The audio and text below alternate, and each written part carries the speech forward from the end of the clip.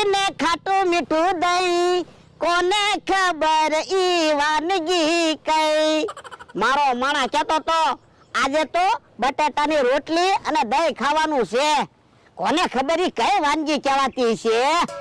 એને દહીં પરોઠા કહેવાય. હે, દહીં પરોઠા કહેવાય? હા, જોવો તો આવા પરોઠા બને છે.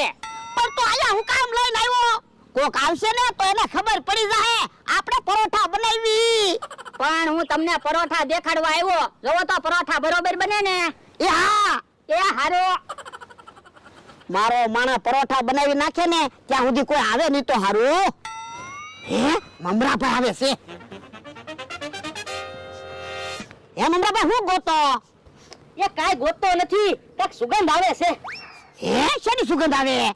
પરોઠા બનતા હોય ને એવું લાગે છે. ઈ હું પરોઠા? એ દહીં હારે ખાવાના આવે એને પરોઠા કહેવાય.